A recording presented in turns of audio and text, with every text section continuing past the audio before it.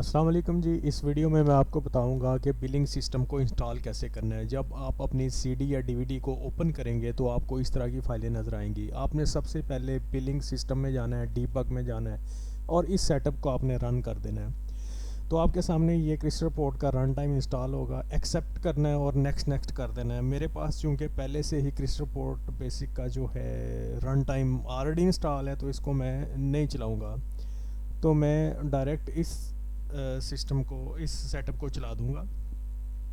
Simple آپ نے next کرنا ہے اور آپ کا سافٹ ویئر انسٹال ہو جائے گا۔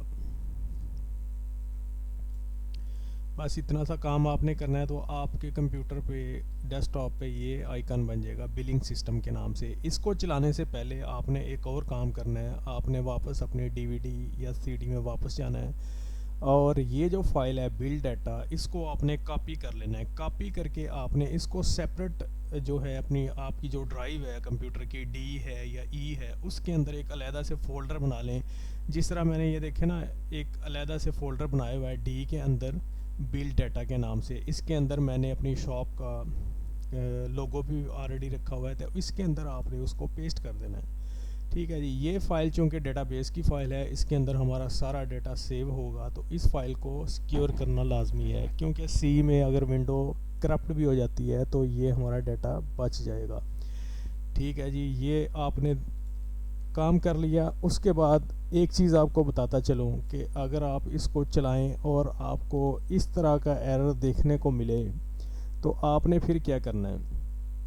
اگر آپ کو اس طرح کا ایرر دیکھنے کو مل رہا ہے تو آپ نے پھر سی ڈی یا ڈی وی ڈی میں واپس جانا ہے اور یہ جو ہیں فائلز، ان دونوں فائلز میں سے ایک فائل آپ کو انسٹال کرنا پڑے گی۔ تو کیسے پتہ چلے گا؟ وہ اس طرح پتہ چلے گا، اگر آپ کے پاس مائکروسافٹ آفس 32 بٹ ہے تو آپ نے یہ فائل انسٹال کرنی ہے۔ اگر آفس آپ کے پاس 64 بٹ ہے تو پھر یہ فائل آپ نے انسٹال کرنی ہے۔ اب کیسے پتہ چلے گا کہ 64 ہے یا 32؟ تو اس کے لیے آپ مائکروسافٹ کی کوئی بھی اپلیکیشن اوپن کر لیں، جیسے ورڈ یا ایکسل وغیرہ۔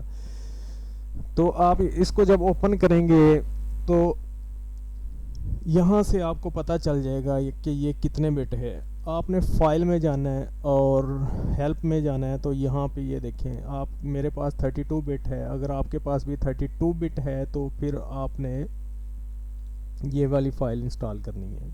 اگر 64 ہوگا تو یہاں پہ 64 بٹ لکھا ہوگا، اور اگر آپ کے پاس آفس ہے ہی نہیں ہے تو پھر بھی آپ نے یہ والی فائل کرنی ہے 32 بٹ والی۔